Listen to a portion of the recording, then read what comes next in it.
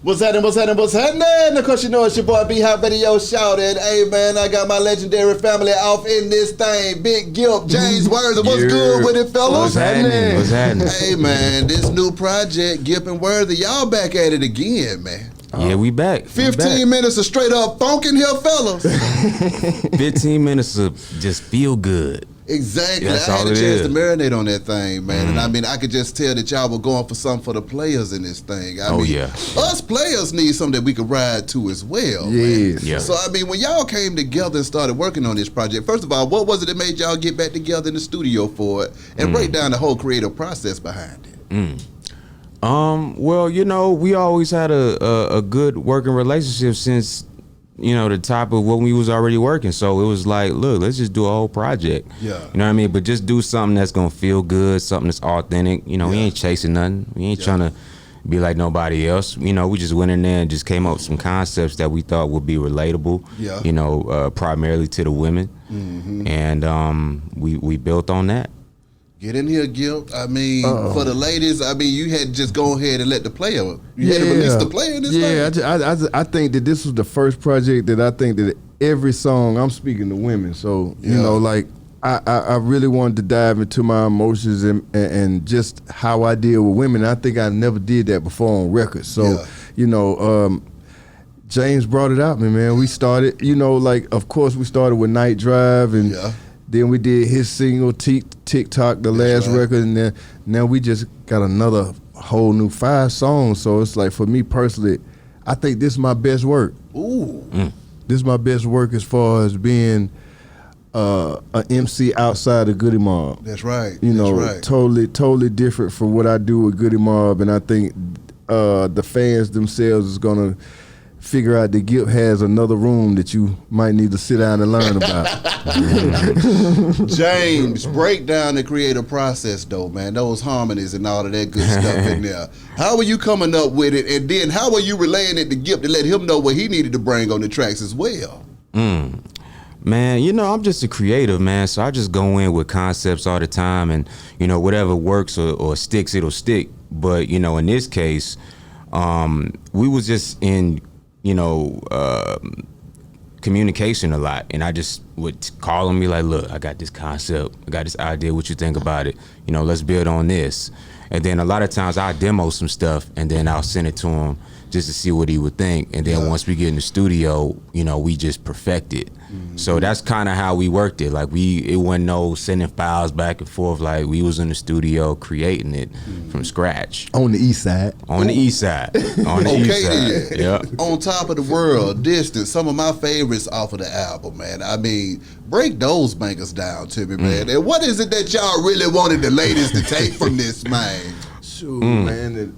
I mean, real players don't need money, man. Real players just need time to speak to you. Come on now. You know what I mean? And I think that we living in a world right now that everything is so driven by what people got and what people got material-wise, but when it comes to just emotions and just being regular people, I think we've forgotten how to speak to each other. Yeah.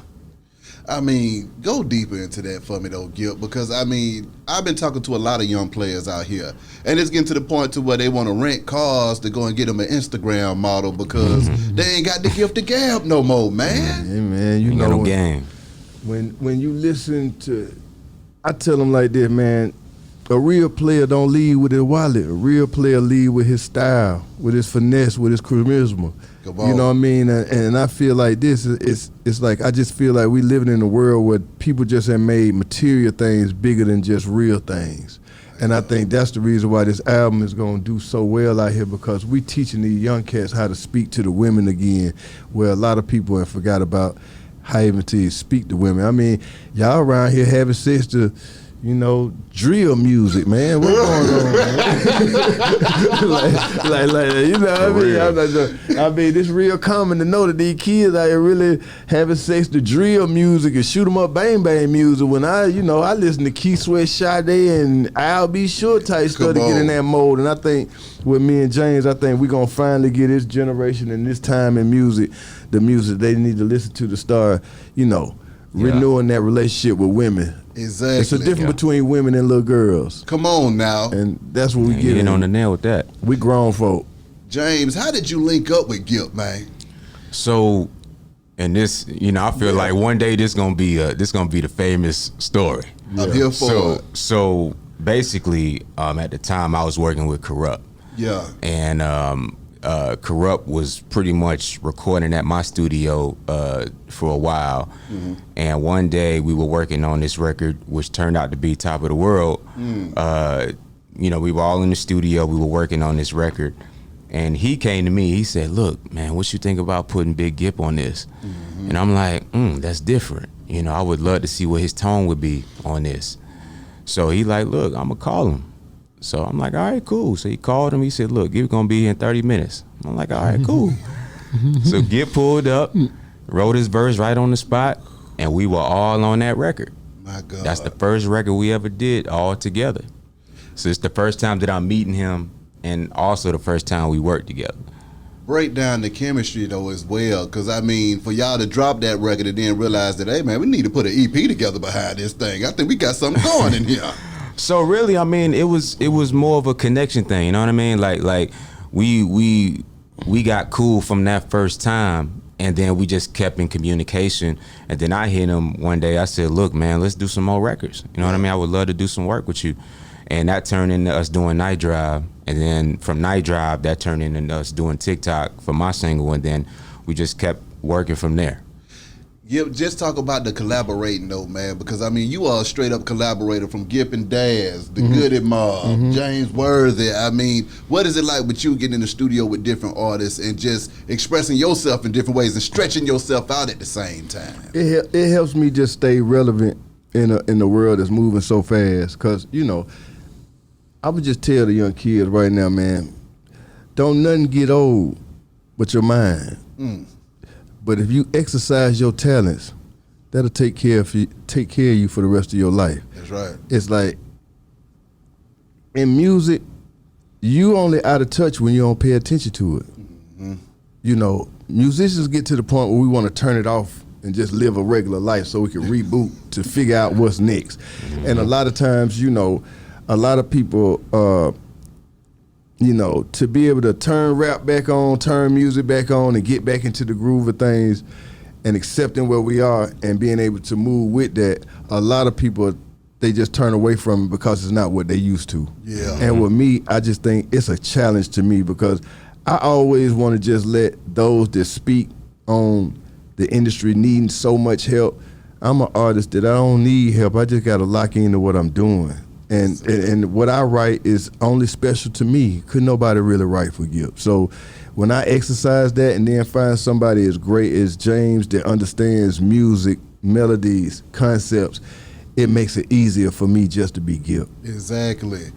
I gotta ask both y'all this question though, because I was on Instagram the other day and it was talking about women, and they said that to get a feminine woman is a luxury nowadays because women are so independent and so doggone strong. What are y'all thoughts about that as far as the man-woman relationship out here and where it's headed? It's only because there's a lot of soft men out here. Yeah. Because let me tell you something. When women start neglecting or even wanting to be around soft shit, that's when it's going to change. You know what I mean? It's time for grown men to step back in to reiterate what a man is. Yeah. And I think that's where the generations have lost somewhere in the last 5-10 years. These generations, they have lost what a real man look like. You know what I mean? And we just here to show you what real men look like, sound like, and what they smell like when you walk in the room. Come on. It's like it's just a difference with us, and it's like we not doing no soft shit. This for the soft shoe pimp, but this for the real one to know.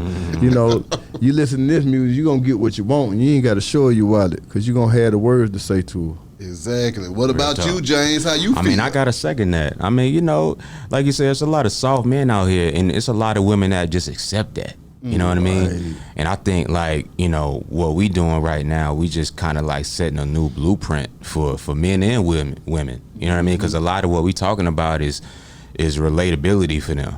You know what I mean? Especially for the women. Like, look, we ain't coming on no rah-rah. We ain't talking no BS about, you know, I wanna knock her down and this like that. Like, we really talking about what is gonna melt their heart. Right. You know what I mean? Like, it's like that. And, you know, I think more people need to do that Because I think if we start doing that more, women will start respecting men more. Exactly. And soften back up and being women. And soften up. You know what I mean? But you know, these girls out here wearing the Fonzie t-shirt with the cigarette thing in the arm, bro. They just, and the dude riding in the passenger seat, man. You know what I mean? Like, I don't understand what's going on. It's like a reverse role going on right now. Yeah. And I understand it because we coming from a time there where right now women and their rights and, you know, just society itself just treating them better, paying them better.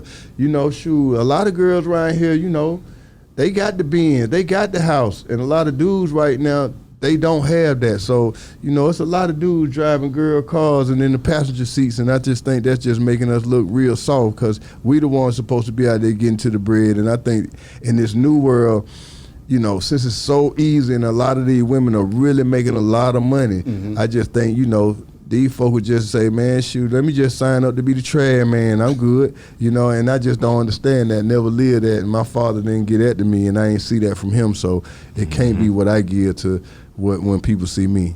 And then on another note, what do y'all think about the passport brothers? Because they're saying that basically a lot of brothers are saying, let me get the passport so I can go overseas to get me a woman because I'm tired of the American women. I mean, how y'all feel? that's choice. Yeah, if you got money, you know, money then gives you choices. Yeah. When you don't got money, you got to take what's in the hood. Take what you get. What you can get. So, you know, I would say that. I mean, girls, they choosing. Yeah. You know, for a long time, girls didn't want nothing but a ball player, NBA player, basketball player. I want Michael Vick. I want Michael Jordan. I don't want you regular. You know what I mean? But, you know, I just think that in the times we living in right now, people ought to think about this. I'd rather be with somebody who understands life and really smart than these folk that live by street rules and street myths, because that's going to play out. Yeah. Real love going to last forever. Come on now. I agree. I think, too, man, people need to be realistic about what they want now. You know what I mean? Like, you know, I see a lot of people with these high expectations, and, you know, if they ain't getting it, boy, they heartbroken. Exactly. You know what I mean? Like, sometimes you got to look in that mirror and be like, boy, you ain't it. Come on now. You can't get what Rihanna get, baby. That ain't you. Yeah. Like, you know, look, you got to have some quality to yourself now, too. Yeah. Yeah. And another thing with these young folks is like, man, don't expect nothing from nobody you can't do for yourself. Yeah. Right. That's one of the biggest problems I see with this generation. Just like you expect the man to give you so much and you can't even buy it yourself. So if you expected me to buy you bags you can't buy yourself, put you in places, take you on vacation you can't do yourself, then boy, when my money run out, we gone, ain't we? Come on now. Tell you, bro, we out the door. Now you my little wallet up, ain't cared nothing about sharing or saving or nothing. You just here to burn it up. And then when you burn it up, then you don't want to answer the phone. Now, hey, man, now see? And then you wonder why it's so much trouble out here, because people ain't respecting people just for people. I don't want to be with you because what you got. I want to be with you because you somebody I need to be with. Exactly. Now, first of all, Gipp, you done walked in here trending in hip-hop again, okay? Yeah. You know, I'm trying to go down my timeline. Boy, Big Gipp. Let me tell you something. Me and him was shooting a video the other day, and he showed me the clip on his phone. Because I ain't know it came out yet. He showed me the clip, and I'm like, boy, this thing about to go viral. Gipp, why did you have to go in there and piss everybody off talking about Tupac gonna take Beyonce from Jay-Z? Okay, can I? And I want to say this real. No disrespect to the man Jay-Z. No disrespect to Beyonce. Yeah. All I want to just explain to everybody that's looking at this podcast right now. Yes, sir. Gippy knew what type of guy Pac was. Let's talk about it. Yeah. At the time when Pac walked the earth, Pac went after every girl that was somebody's girl. Damn. Jada Pinkett, Biggie girl Faith, Aaliyah, Kadada, Lisa Left Eye. Didn't Rise and tell you the limousine pulled up in front of my house. The door kicked open, and I seen it. It was Tupac, and Lisa got in the car with Tupac and drove off in the night. Bro, he was that kind of guy. He was hell. And all I'm just saying to you is, hey man, just like you went after the number one girl in the game, he would have went after her too. That's all I was saying. I feel that. And all I'm saying is, bro, he was a phenomenon before the industry understood what he was. He was a rapper that was trained in acting. Yeah. So personally, he came with a skill that we didn't even have in the game at that time. Yeah. And let's think about this. During the 90s, the music and the television and the music and the TV business did not function together. They were two different entities. And he understood the TV and he understood the music. That's what made him special. And bro, think about this. He is the only rapper that ever got in a tub full of gold, butt naked, and never got called gay. By male or female. They knew that was a man and he was a player.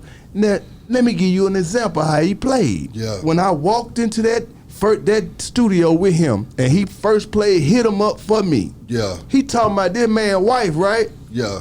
Well, Lisa Lifter sitting on his left, right? With his girlfriend standing in the corner with a full mink on. So when I say Pac would have went at your girl, he would have went at your girl if she was the number one girl in the game. Yeah. Has nothing to do with you, King. I'm just telling you that this how he rolled. Yeah. And that's what kind of dude he was. And think about it. He understood that he was cute, bro. And he didn't need no money to get no girl. He's never made music enticing. I'm about light your wrist and he never talked about buying a girl, nothing. But he had them all. What the hell do you think it was about Pac? And do you ever think that we'll see another Tupac in our lifetime? You seeing it now. It's just in another form. Who? Drake. Drake. Okay. Them women love Drake. They do. They do. Drake ain't did nothing, and let's Drake will talk take your about girl, and, too. and Drake will take your girl.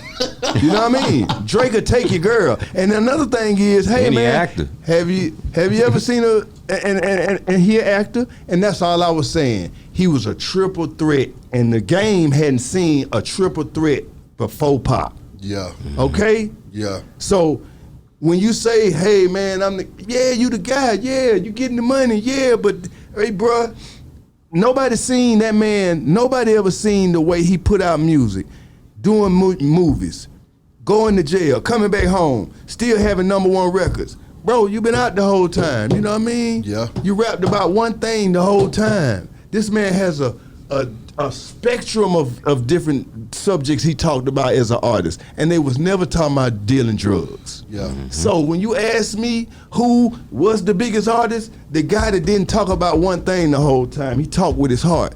This guy talked about street culture. If you wasn't into street culture, you didn't give a damn what he was talking about, because you wasn't into the streets. But Tupac, he was the first rapper to cross over without the industry doing it. He crossed over just because he was Tupac. Bigger difference than everything now is control. Everything now is called somebody who you with, what you did, how much money you got. Ain't got really nothing to do with the music no more. I'm coming from a time when we were talking about the art was raw. It wasn't about who you were with, how much money you got. We talking about what your songs talking about and what your beats sound like. Yeah. Hey man, the man got more jam in his music than anybody you could put him up against. Yeah. So, bruh, you only getting mad, or anybody only getting mad because the way I said it. But what I'm saying is facts.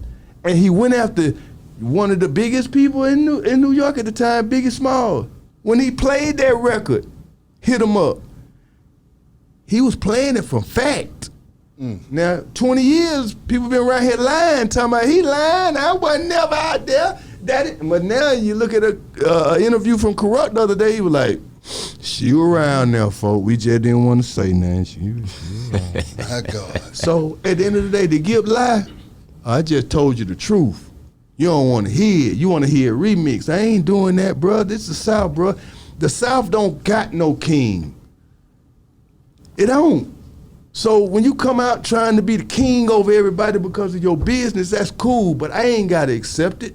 We ain't got to accept it down here. That ain't what we rapped about. You can be the king of New York. You can't be the king of LA.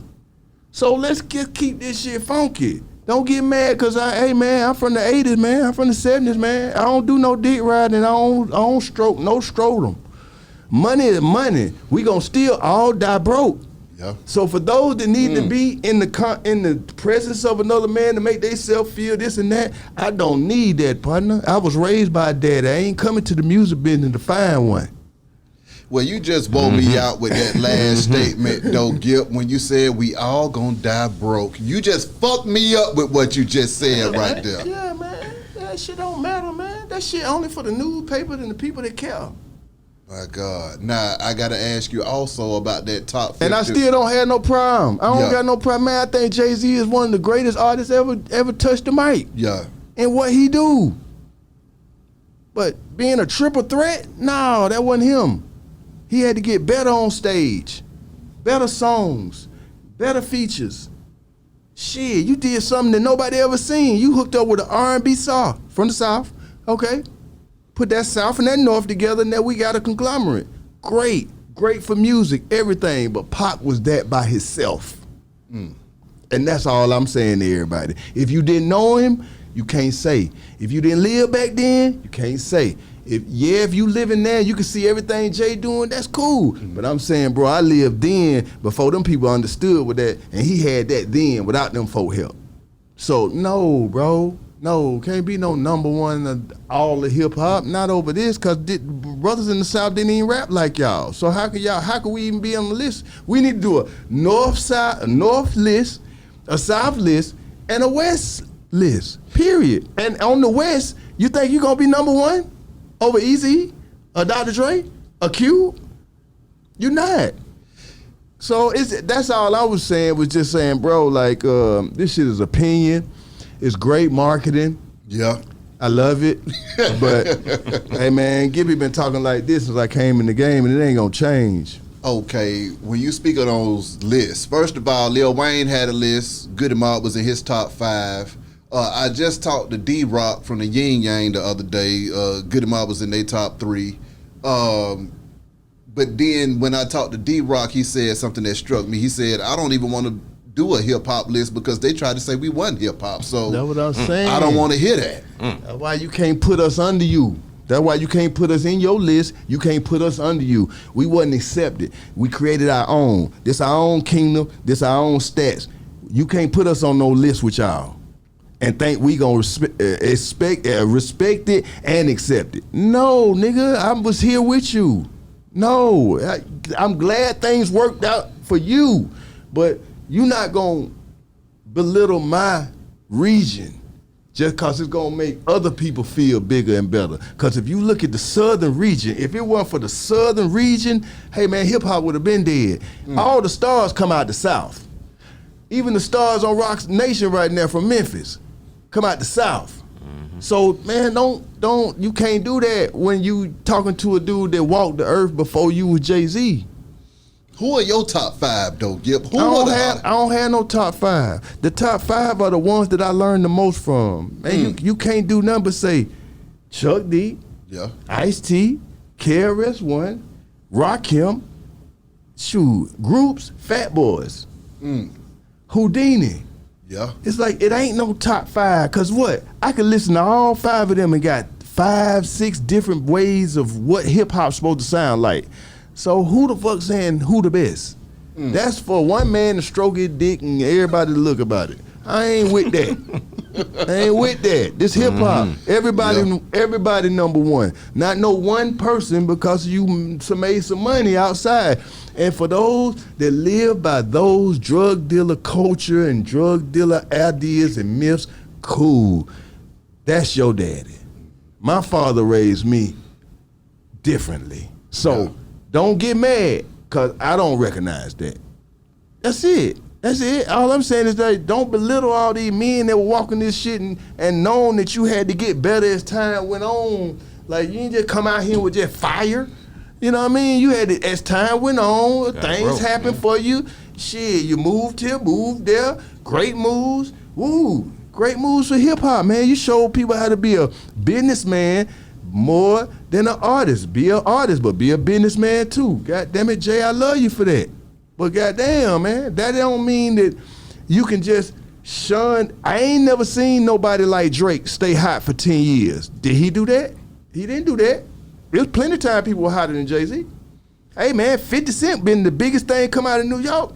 And the only person that I can say that's young that pop was Pop Smoke, and he ain't stay here long.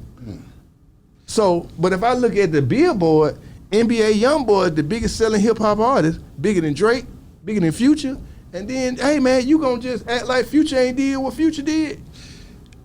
Come on. Like, no, man, that's for older dudes around here trying to make it, and they trying to reposition New York in the game. But hey, man, the South, all the stars coming out the South, baby, fresh. Answer me this though, Gipp, because this is the other issue that I've been having in the situation I've been bringing up in different conversations as well. I feel like hip hop is going into a real dark area, and it's becoming a grown man's game again. I don't know if the young folks are going to be able to pick it up like they need to. And right now, if it wasn't for you raising hell and other OGs raising hell, would anybody even be paying attention to hip hop right now? That's all I've been trying to say.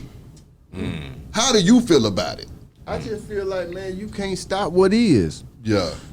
It's just like one day Jordan had to get off the court, man. It's gonna come everybody today. But at the same time, too, the music industry needs older artists right now, because right now where they ain't set it at, this drill shit, they dying. All the kids dying. Then the whole generation killed off because of the music.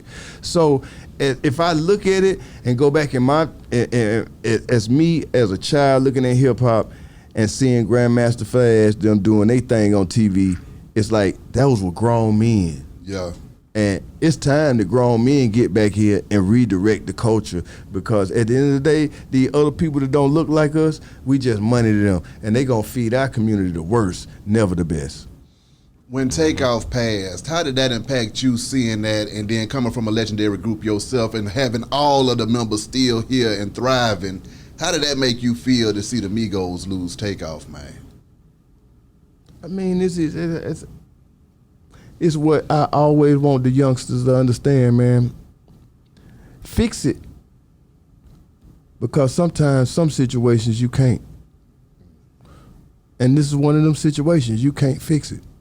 And I know that the ones that's left, it's just bitter feelings of, damn, we should have fixed this shit because we could have, you know what I mean? So, I just look at all groups like that, man, like, fix the problem, bro, because you gotta think about it. Groups are so special in this time. Yeah. If you can get it off and people can accept you, hey man, you have really, really beat the odds. So, hey man, think about how special your situation is, and I swear, man, save it before you can't save it. Because once you can't save it, hey bro, now you're gonna get treated like every other artist that you thought, oh man, they fell off. You gotta go through them times. So you gotta reevaluate, reinvent, and figure out if you even want to stay in this game after something like that happens. So, I just know that you can't fix death. You know what I mean? Life and death, you got the first day you here and the last day you here. Yeah. Everything in between is on you. How do you go about fixing it though, Gipp? Because that's easier said than done when you bring in the money, the girls, and the egos, man. How do you get people to sit down and humble themselves to come to a table and say, hey man, let's work this out as men? It takes a lot of maturity on both sides. But just like with James, I feel like us going and doing this type of music, we starting the parade in that direction. The parade in that direction is, first of all, fix our relationship with our women. Yeah. You know what I mean? Fix our relationship with our women. The second part of it is fixing our relationship with the younger folks. And that's just in listening to them, understanding it, and understanding how you can help them. But it's about, if you out here acting like the kids that you say younger than you, then how you expect them to follow you? You got to do something they not doing. And I feel like this record and this Gipp and Worthy album is like, I'm showing them how to be a grown man in this music shit. Yeah. And I'm showing them that it can be another direction, but you got to want to go this way. You know what I mean? And because you ain't going to be able to talk tough forever, man. All y'all out here making you good and the good money off the drill, sooner or later, man, you ain't going to even want to be in the environment, because you ain't not gonna feel safe. So we just showing you where you can go after you figure out that you don't want to stay in the same place. I mean, you see what NBA young boys even, stepping back from it and saying we need to just go ahead and stop the violence and get back together and work these things out, man. Yeah, it's totally like that because, I mean, one thing that the young people seeing now, it don't matter what kind of money you got, some things just can't be replaced. Yeah. And when you ignore good things that's in your life, you could be worth all the money in the world, but still be sad that you didn't take time for that one situation. Exactly. So that's all. Just reminding people how short and how fast and how special life really is. Mm-hmm. Speaking of something that can't be replaced, man, Gangsta Boo. We lost her at the beginning of the year. Rest in peace. You see what I'm saying? How did that impact both of y'all, man? Because, I mean, I'm pretty sure I know I was a 3-6 fan and a Gangsta Boo fan, and Absolutely. I mean, it took me back so far that it was like, damn, Boo! It How did caught it me hit by you? surprise. Yeah. I mean, like you said, I'm a big 3-6 fan. Yeah. You know what I mean? I'm a big Gangsta Boo fan. Everybody got their time. You know what I mean? But, like anybody, people go through some real shit, man. And I know she was going through some stuff too. Yeah. But I always tell people, man, like, especially in this game, like you gotta check on your people. You gotta make sure that they mental health is right. And make sure that, even their physical health is right. You know what I mean? Because, outside looking in, people might have a perspective of you, but they don't really know what's going on in that backside. You know what I mean? So rest in peace, Gangsta, man. Like, So real. yeah. How did it hit you, Gipp? It hit me too real because, Gangsta Boo used to be at me and Joy's spot all the time. She used to stay with us. She down there helped raise Keepy and, we went on our first tours with 666 Mafia in the West Coast. Yeah. And had great tours in the South with them and 8 Ball and MJG. So Boo's really part of our family. You know what I mean? So, yeah, man, it's just like, man, you just be like, man. And what people don't know is that we were gearing up to do a Goody Mob and 666 Mafia tour for the South. So that was kind of like, shit was kind of crazy. You know what I mean? Yeah. Like for us. So it's like, man, we just trying to I'm just waiting for Paul and Juicy to really, everybody just doing their own thing right now. And I'm sure that, whatever they decide to do is they gonna figure it out for Boo, and she gonna live forever, man. She always be the queen of Memphis. Yes, sir. Yes, sir. On a lighter note, and it was kind of funny, but I don't know if you seen it or not, but Willie D and Scarface, they got into it over the Grammys. Yeah, I seen that one. What did y'all think about that? Because Willie D was raising hell saying, Scarface, you can't be performing My Mind's Playing Tricks on me without me at the 50th anniversary at the Grammys of hip-hop. You know what? I'm going to say. See there? James had to take him out for this. Look, I'm glad Willie did that. Yeah. Because, sometimes some real shit got to be said. Yeah. You know what I mean? Like, if you moving funny, you moving funny. You know what I mean? Like, that was a moment for the Ghetto Boys. Yeah. It wasn't a Scarface moment. It was a Ghetto Boys moment. So if I was in a group and we had a record like that was going on the Grammys, and we had an opportunity to shine Ghetto Boys, I would want to be a part of that. Right. Whether if I ain't get the call or not, if you got the call, you call me. Yeah. You know what I mean? That's how I took it. Because at the end of the day, we both are a part of a legacy and a brand. So by any means necessary, we got to protect that brand. And if that brand is attached to the Grammy performance for the 50th anniversary of hip hop, everybody need to be involved. Yeah. What was your thoughts, Gipp? I love both of them, man. I love both of them. Yeah, I just, Face know he been joking on me since I ain't met him my whole career, man. Give me what you got on, Gippy. And Willie always been, he just always, man, ain't nobody said no harder line than I kick your ass through the goalpost of hell. Ain't nobody, that's Willie D, man. You can't, it's like some of them lines he said, it's just like he just always be, in my mind, in my top 5, man. So for me personally, I just love that they was able to sit down like grown men and speak on it. Willie was able to say, hey man, you know, I ain't really like that, cuz. Yeah. And you like, shit, well, you know, it wasn't my thing. Them folk got there asked me to do it. You know what I mean? I just did what I did. But at the same thing, I know Willie thinking like, man, that's them people, man.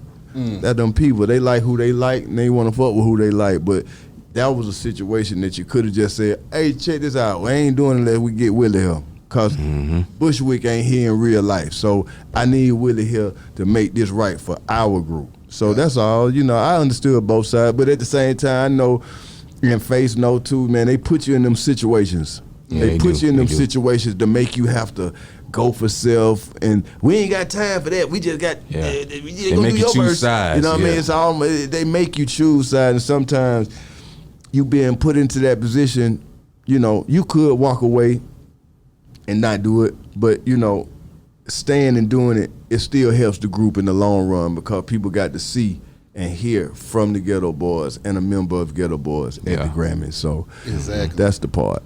Also, what I loved about it was that they also show how grown-ass men can sit down and agree to disagree at the same time. So it's like, okay, this is how you do it, fellas. Yes, that was okay. This is how we do it. Now, for you, Gipp, being in all these groups, how many times have y'all had to have come to Jesus meetings? Boy.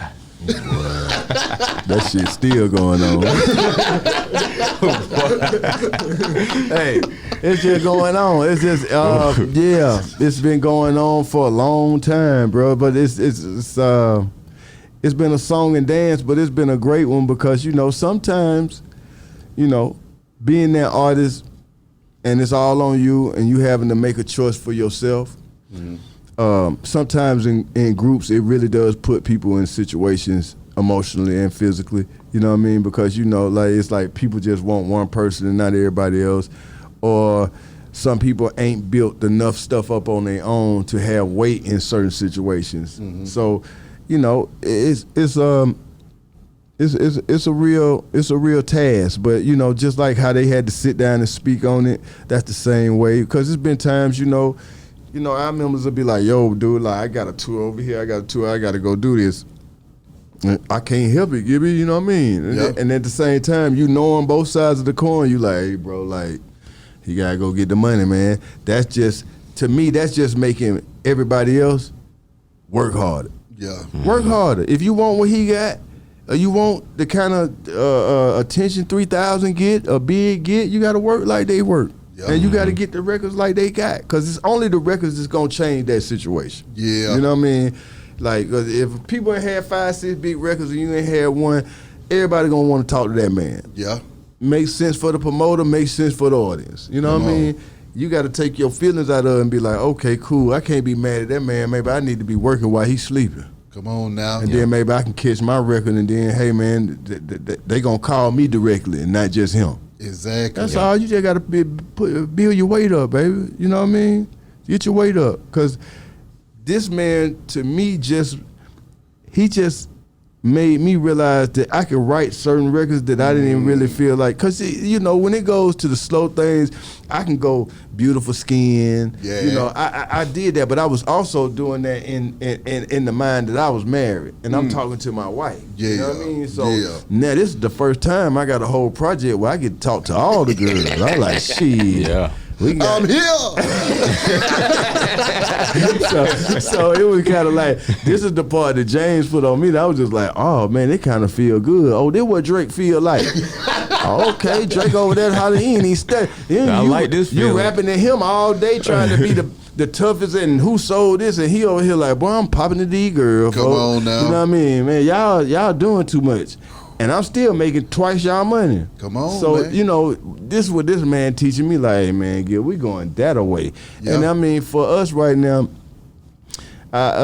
it's gonna be great, man. I can't wait till we take it to the stage. You know what I mean? Because it's really gonna be dynamic to see me and him on stage together and being able to pull these records off live. I think it's just gonna be a great experience for people. And we trying to go to the road as fast as possible because for us, it's like, man, we gonna get up here and hit them with the EP and walk off. Come on. You know what I mean? Yeah. And great songs, you can do that. And in turn, it's just gonna build up for the next project, which we'll probably do a full album by the summertime. So, and you know what too? Get in here. This whole thing was so unexpected. Like nobody really thought we was gonna do a project. Like probably a couple singles here and there, but a full project, nobody saw it coming. Now answer me this though, James. Are you gonna be able to keep up with this man on stage? Because see, I done seen you on stage doing the hip hop, and I got reason to believe this man might turn into Bobby Brown on your ass with the goddamn R&B. So I don't know. But you know what, man? Like, with this, like, I feel like the stage show is gonna be a mixture of high energy and just like mid tempo energy, high energy. Like it's gonna be a mixture of stuff because depending on how we do the set list, like it's almost gonna be like a wave. Like we're gonna probably start a little slow, a little mid, and then we go high, go back down, then hit them with the banger, with the high energy at the end. You know what I mean? But I think plus two, we gotta factor in like we already had other records too. You know what I mean? So it's gonna be a mixture of stuff going on to people when they see it live and really, really like get the experience. I think they're gonna understand where we going with it. Exactly. You know what I mean? To lead into the next project. I can dig that. That man got a hit record right now in Amsterdam. He about to leave and go and shoot a new video. we going crazy. Yeah, this is to me, me and James, we like the black version of Nas Barkley. All right now. Cause him being that his strength and power is all overseas is very much, he's huge overseas. And then me being that I'm from here and then us joining together, but this is just on some straight black shit though. This ain't on no pop or crossover kind of music. This is on some straight, we talking to women. Yeah. So to me, I'm looking at us like, man, yeah, I'll be sure and goddamn Christopher Weeds in the group. And it feel good though. It feel good. You know what I mean? Cause to be honest with you, like I fell out of love with music for a while. What? I really did. Then how did you get that love back though, James? Because I'm a creative. Yeah. At the end of the day, so creatives never stop. We just gotta find inspiration from different places to really like spark it up again, but we never lose it. Yeah. And it was just a time where I'm like, man, it's so much bullshit going on right now that I just didn't really feel motivated musically at a point in time to be like, man, I really want to get back and go crazy how I was. Yeah. But once I got that mode back, it just wasn't no stopping. So, when me and him connected, it was just like, okay, like, I was already doing things, but when we connected, I'm like, okay, yeah, now we got to take it to another level. That's you know what I mean? Because, I respect those that respect me. You know what I mean? I give loyalty and everything to those who do the same for me. You know what I mean? So I felt like, man, let's keep this train moving. Yes, sir. Now, I was watching Ray Daniels' podcast. He had Tump on there, and they were talking about LaFace, how that was the heaven for artists back in the day. That's what everybody was trying to get to. By you being a LaFace artist yourself, Gipp, what was that experience like for you, man? Was it what everybody from the outside was feeling like it was? Truly because of what the time period that it was. It was like LA them first being here. Bobby Brown, Whitney still in the city. Tony Braxton around here. TLC around here. Like the town was just crazy. You had Andre Rison and Deion Sanders on the Falcons. It was like the town was just in another place during that time. It was like so, and all the music. You couldn't deny the music. And, for us, we always felt special because we knew that we was two rap groups, Outkast and Goody Mob, signed on an R&B label. Yeah. And everybody around us was signed on rap labels. So it made us take a little more time with our lyrics and a little more time with our music and presentation just because our competition were actually R&B singers and R&B groups. Yeah. You know what I mean? So it made us take a little more time in how we presented ourselves and how we just presented the package overall.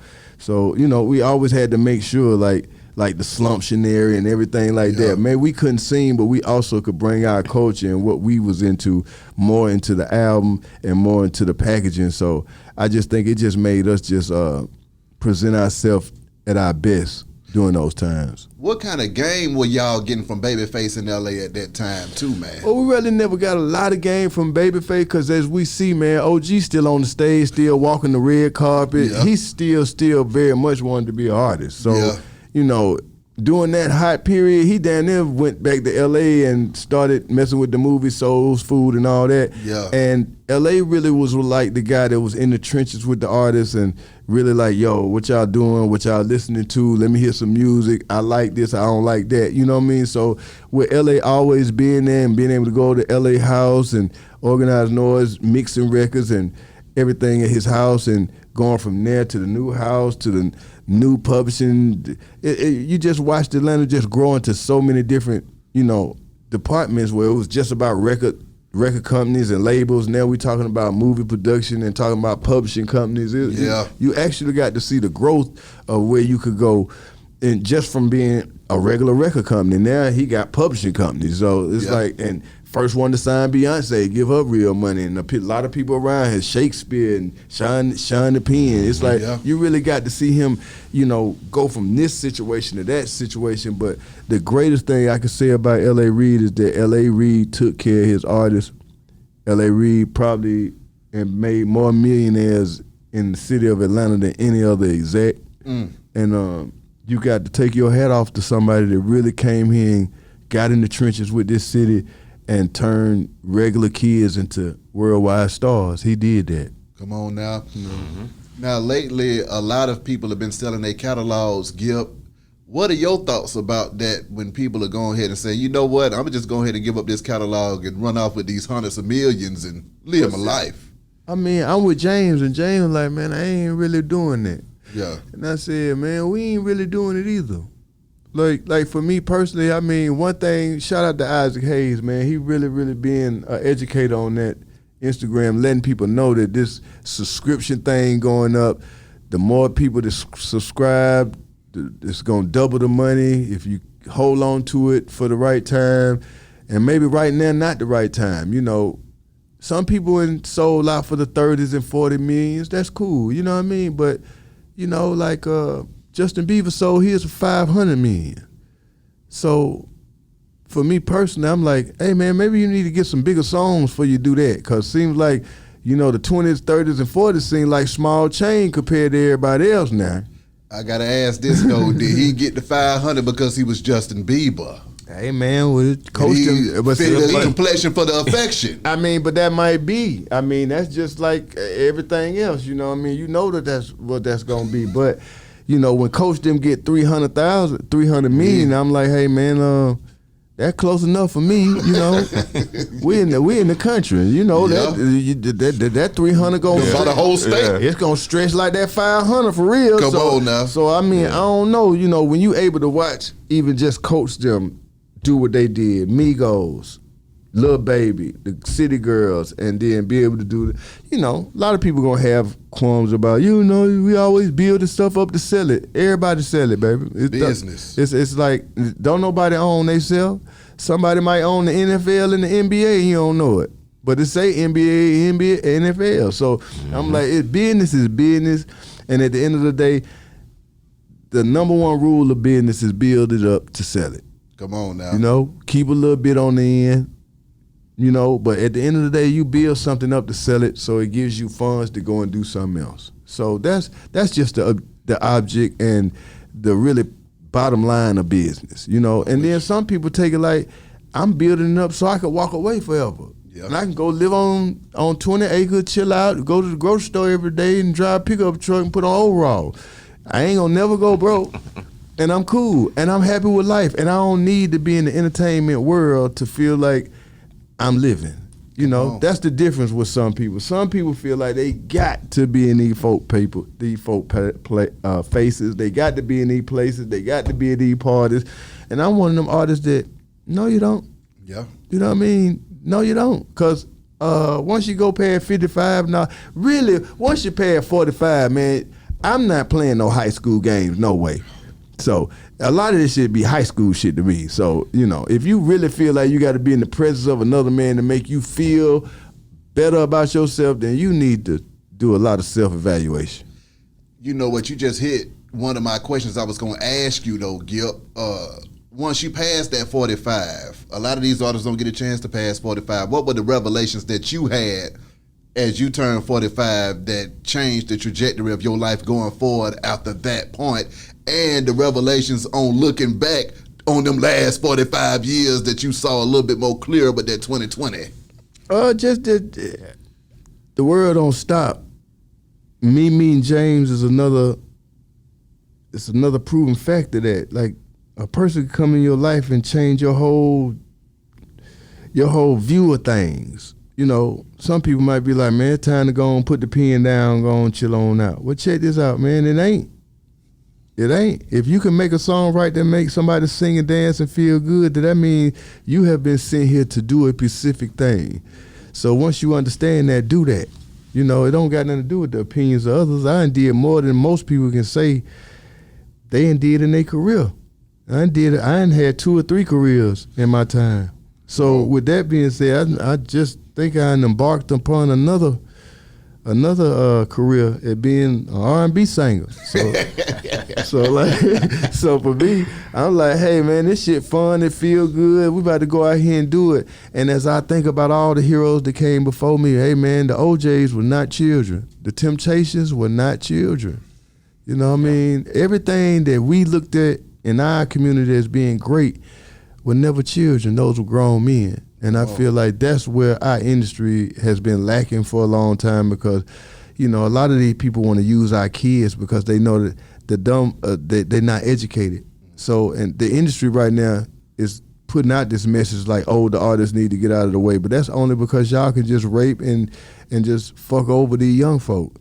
But the more of us that's in this shit, the more we can help these young folks retain what's valuable about them and learn how to live just on what they get out of it. It's like, if you save your money and invest your money right, you should be all right. Yes, sir. But if you live by their rules, man, they gonna make you spend it all, and you're gonna wind up with a hollow shell with no heart. Come on now. James, I ain't get a chance to ask you too about selling or keeping.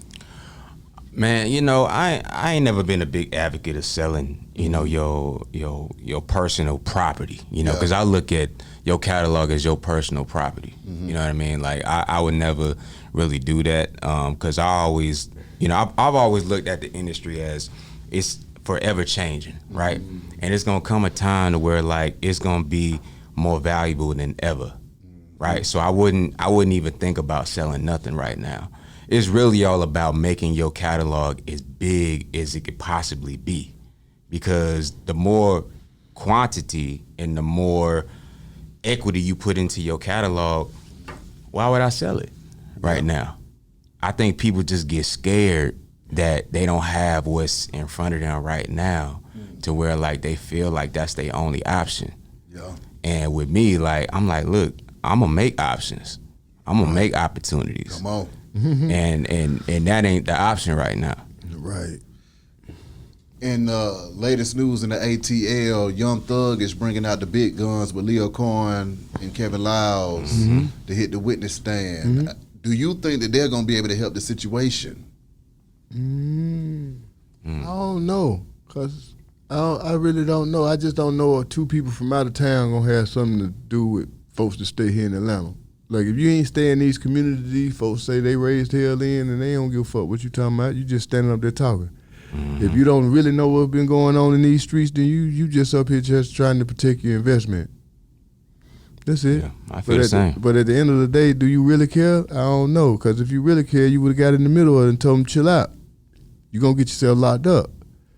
Or if you ain't going to do that, I'm going to stop funding you. So it's like, I don't know. You know, some of these people be using this shit 1 minute, it's fine. They endorsing that shit. Now we in trouble. The money for it done now. Oh, damn, I need to come down there and try and get these folk the please don't send him off speech. But it's almost like, yeah, but where was you at 5 months ago, 6 months ago, a year ago, when you knew what was going on? If you didn't know, you should have known. So I just look at it like this, man. People can come from wherever, but that don't mean the Georgia law gonna listen to you. You just talking, because you don't know what they holding, you know, and you don't know who telling. So really, you know, you could be a real good witness, or you could just be a witness that they looking at like you trying to protect your investment. What do you think about the new things that's going on right now with the truth tellers, as they're saying on the internet now? They used to call them snitches, now they calling them truth tellers. I mean, how do you feel? Or the whistleblowers. Or the whistleblowers. How do you feel about that right now in hip hop and just in our community? Because they're saying that now it's the end thing to do. It's been anything to do. I've been telling folk that for years. You've been able to go down there on Thursday afternoon down to the Fed office and give $5,000. You can get $5,000 for information. See that, but it's been going on. You know, it's just more popular now, and at the same time, these kids just not built like us. They not built like that. They didn't come from, you know, you if you play this game, this the rules. No, they play Grand Theft Auto, and it's always a way to get out what you in. And sometimes telling is just an option. And when the prosecutor's going down to your cell and telling you, if you tell me what I want you to do, I let you out free. The game unfair now. The strongest person gonna want to get out. So, in turn, we're gonna suffer for this for a short period of time. Find the right hit record. Explain it. They'll forget it, because think about it. What they do in the hip hop, they did to the mafia. Now the mafia, that's supposed to be all killers. Didn't they all tell? So that lets you know, man, once the law got even the strongest and the hardest in a certain position, hey man, you want to see your family again, you'll tell what you know. And some people gonna take that option. Because once you get behind them walls, man, you know, all the myths and all the shit people talk about, you know, it take a lot to get out of there and get represented. You don't got no money, you going to the chain gang. You know? Now, third, I say just take the best options for yourself. You know what I mean? Because at this point, everybody already going to take the best options for themselves. So, you know, the game over. You know, it's about preserving what life you got left and freedom. As an OG, though, Gipp, I know you saw a lot of your partners go down the road back in the day. Yeah. What is it like to start to see them finally coming home? They wish they would have started. They wish they would have did it. They wish they would have been smarter.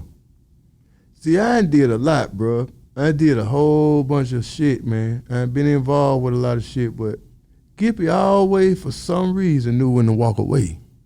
And I wasn't tripping about walking away. And I think that the lifestyle, the money, the girls might be, it's so many things that keep you involved with it, but, you know, you just got to have that personal conversation with yourself now. Are you ready to go sit in the dick factory for 25 years? Nah, I don't want to go do that. So I'm going to walk away from this little paper. I'm going to go broke for a little while, and I'm going to come back.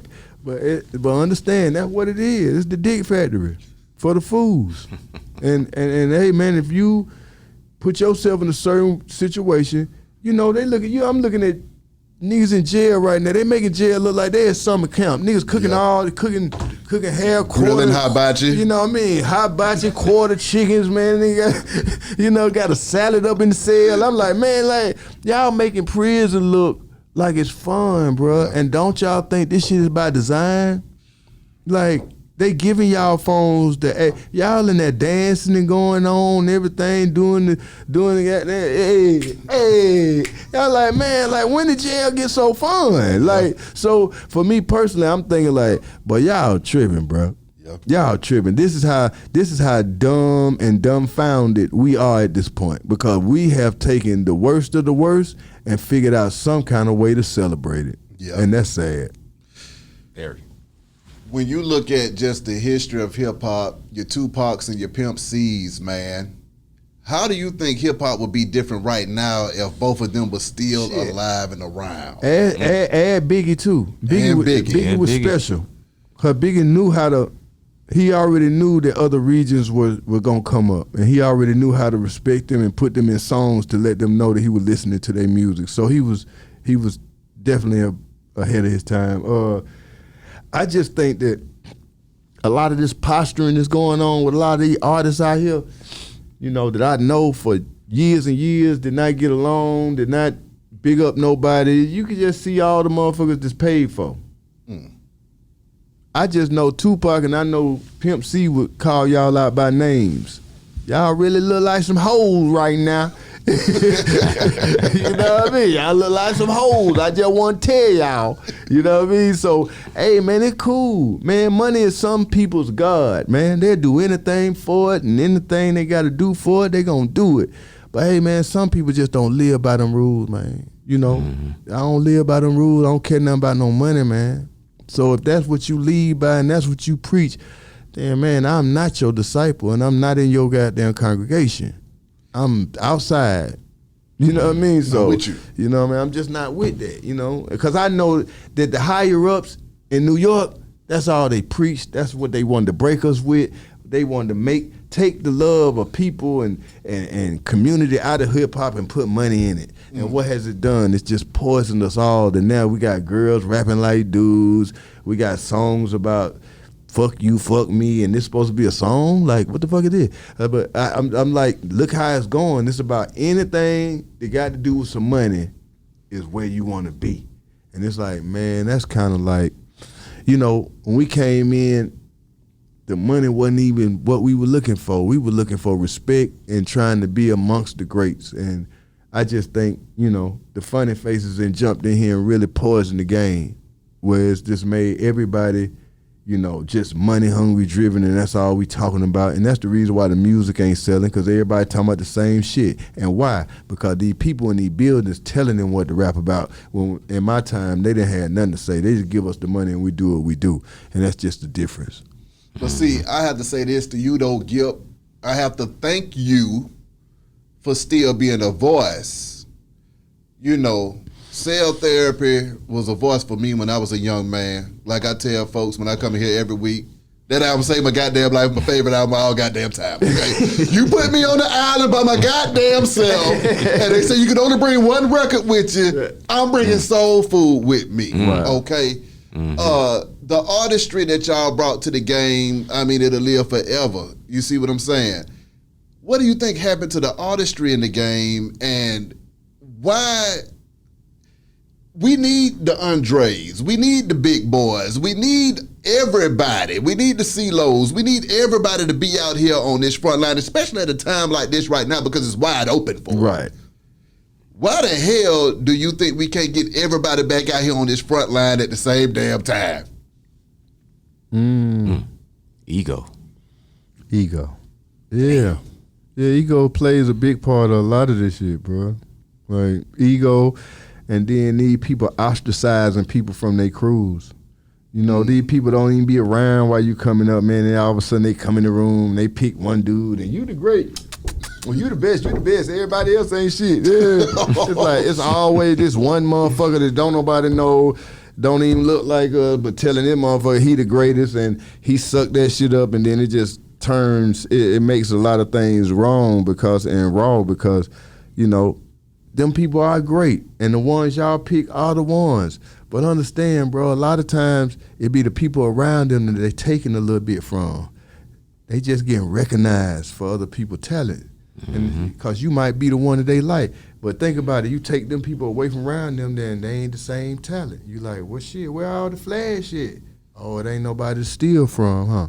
Or borrow from, huh? So, you know, I'm just saying, you know, some people love that pull my dick culture and love that I'm the man. It's like, some people like, man, fuck all that. Go to jail. I bet you ain't the man. Go to jail. Go to jail. I bet you ain't the man like you say you is, bro. I bet you a little ball Pete. Lil' Bo Peep. Because if you sold the drugs or did everything you said you were going to do, you would be in there with them folks. So some just tell me it was a lot of fabricating and a lot of goddamn artistry came along with your gig, got great review, you know, great breaks. A lot of these kids ain't got great breaks, but I'm saying at the end of the time, you got to look at us. We wasn't even playing with the same tools y'all playing with. You know what I mean? Like, y'all got so many ways to get y'all music out, so many ways to get heard, so many ways to get seen. Bro, it was only one Arnell Star. Once you do Arnell Star, then you're going to move over to Big Oomp. Come on. Then you're going to get down, then LaFace going to send you to Teen Summit in D.C. You had to go through the steps. And Greg Street. You know what I mean? So with that being said, it's like, we didn't have all the outlets you have now. So artists come out now, he getting seen all over the world on everybody's phone. No, bro, you had to wait to BET come on every day just to see us. So, you know, it was a time. It was your fame rose a little bit. It wasn't just boom, you know, NBA Youngboy all over the world. You just didn't have that effect and didn't have that kind of platform. So I'm just looking at everybody that's doing it right now, man. Respect the game, respect the culture. And it's time to put some good in it, because we've been dumping a lot of bad in it for a good little minute. We expect these kids to look up to this dope boy shit and then expect them not to be better. How you gonna expect them to be better when all you doing is putting that kind of culture and saying you gotta be a part of that culture to be cool? So, you know, it's like, you know, we gotta really, as grown men, gotta really accept what we have done and what the culture has done for us, but at the same time accept the fact that, hey, we got to do better and we got to try and correct what we know we help the kids go wrong. I'm on Instagram and I'm seeing the scene from Soul Food, No More Fishing for Your Fish, where the man rolls his hand across the counter and buys what he needs to buy. I should have motherfucking copyrighted that. I should have copyrighted that. I should have copyrighted that, bro. Come on. That was my idea. My God. You know what I mean? So to watch it turn into something that's actually a part of society right now, it's amazing. And it's like, damn, if I could do that just out of innocence, me thinking about what I want to do, I get there again. My God. You know, and that's this. That's giving worthy, man. That's me starting over as an artist and me accepting myself as being more than just Goody Mob, more than just Gipp. Now, you know, I'm a grown man speaking from a grown man's perspective. So it's like, hey, man, maybe this it. You know what I mean? I'm supposed to ride this thing on out as an R&B singer and get on out y'all face. So that I'm with you, man. I'm cool with that. You know me. what I mean? I'm cool. You know what I mean? I'm good. And I'm totally fine with that. And just to let y'all know, man, Goody Mob, man, shows coming in. We already got shows booked for 2024. Yeah. So, you know, I'm fine. So for all y'all fools out there that want, oh, he mad, he bitter, he fell off. Ain't nobody fell off, baby. I'm good. I'm tripping. I'm good. It's just that I don't accept what motherfuckers serve all the time, and I'm going to speak on it and speak against it. You know, like, you ain't going to, since I helped and one of the ones that fought this fight for the South, they never gonna get me to bow my head to nothing that ain't from the South. It's just, if you wasn't in them shoes, if you wasn't us, then you can't expect us to bow our head, man. You better go to them young folks and show them all that, man. And coming to me, I'm gonna be like, boy, stop. Because we didn't rap about what y'all rapping about, so we ain't even on your list. Come on. Real talk. For both of y'all though, man, on a lighter note, Yay. LeBron just broke Kareem's record. Yay. Seen that. Jordan or LeBron? I mean, you know, I hate these comparisons, man. Hey, man. You know, As you fuck around with Gipp, I'm gonna say Dominique. I'm with you on Dominique. Now, don't go there with me. You go pull that video with Dominique against Michael Jordan one-on-one. Hey, man, Southwest Atlanta were there. Woo. They were there, windmilling and all. I ain't, you know, one-on-one. Hey, I don't know. I say Dominique. Dominique was a bad boy. Come on. I mean, look, man. You know, they two different players. You know what I mean? Yeah. Two different styles of play. You know what I mean? Like, I respect Jordan. I respect the Jordan brand. Mm-hmm. I respect LeBron James. You know what I mean? I think that it's just unfortunate for LeBron to get the scrutiny that he's gotten for being great. Mm. You know what I mean? And not to say that ain't nobody else ain't got no scrutiny either, but come on, dog. Like, yeah, he ain't did some shit. Like, come on, called dog. hell. Like, but you know what? Like, you know, even for myself, I done been through a lot of scrutiny myself in my career to where, like, bro, they always try to hold down the great ones. Okay, James, being with this guy right here, how does he help you be able to deal with that scrutiny? Because see, he obviously don't give a fuck. So how the hell? I'm the you same see way. What I'm saying? I don't give a fuck either. Like he know me. Like, you know, we almost anti-industry. Yeah. Hey, that makes 3 You know of what I us, mean? but continue. Because we done been through it and we been through the ringer and we understand the games that's being played. Yeah. And see, with us, like, it's just all about controlling what we create and not compromising the art of it and the meaning of it. You know what I mean? So, you know, with us, that's why it's so special with this project, because it wasn't nobody else attached telling us what to do and telling us what we need to do and this, that, and the third. Like, we created something on our own that felt good to us. Exactly. Right?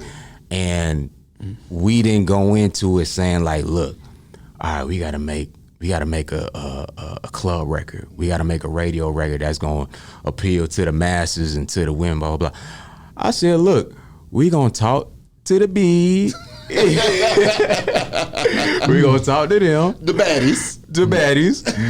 We gonna talk to them, but in a clever way. That's right. Because really, like, when you listen to the records, we really talk about some personal shit in them records. It's just the way we said it in a clever way. Yeah. Let's put it that way. I feel that. And you know, I think that's just what's needed right now, man. Like, it's just the authenticity of it. You know what I mean? That's the whole point of the project, is just authenticity. These goodies, Gipp. Yeah. Every time I turn Get on goodies. Instagram, you done got another damn stove. Yeah. I'm seeing crates and damn truckloads of them moving across the country. What's the latest, man? That boy be moving. That's those are the good night gummies. Good night. Yes, those made of CBN. Now I know me and you, we got dreads, we smokers. That's right. Okay, so you know when you hit that thing, you know how your eye get heavy. Yeah. That's called CBN. That's the part of the plant they puts the sleepy on your eyes. Well, Okay. I took that and I put that in gummies. Okay. So understand, them good night gummies, you hit 2 of them, you dying now. You Okay. dying. You gonna go do 8 hours, man. You know what I mean? Okay, now the syrup. Yeah. Now this is another situation of me taking something that I know black people like. Yeah. People like syrup, codeine. I went and made something taste just like codeine, but I took the codeine out of it and put cannabis in it. Oh my God. So now you know how that codeine taste good, make you get there and lick your lips 2, 3 times.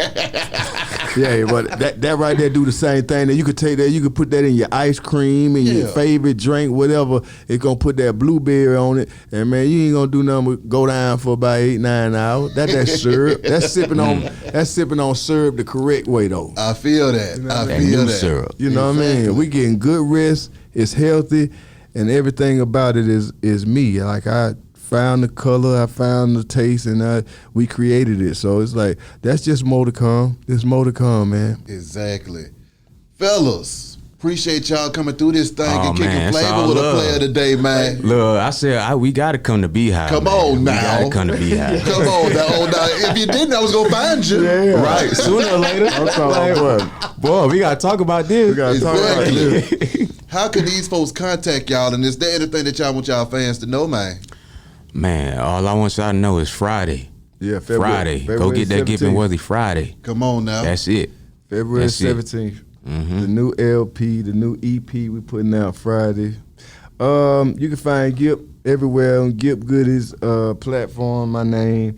And man, I got a new television show coming out on 10, coming out with Man Robinson. Okay. I got a comedy TV show coming out with LeVar Walker and Torrey Hart. Okay then. So we going into our TV and our R&B life right now. That's so right. that's where Oh, we yeah. at, man. That's where we at, and that's where we gonna be. Goody Mob gonna be doing shows all year. We performing in New York, I think, with Wu-Tang Clan for the 50th anniversary for top group. So that's That's great. hard. Goody Mob and Dungeon Family. So for me personally, that's all I need to be doing because I'm packed right now. Come on now. Yes, sir. Yes, I can sir. dig it, man. Hey, man, wish y'all nothing but the best and much success. Y'all know I'm Man. always here for it. James Hey. Worthy, Yeah. Gipp Yes, Goody. sir. Yes, Hey. sir.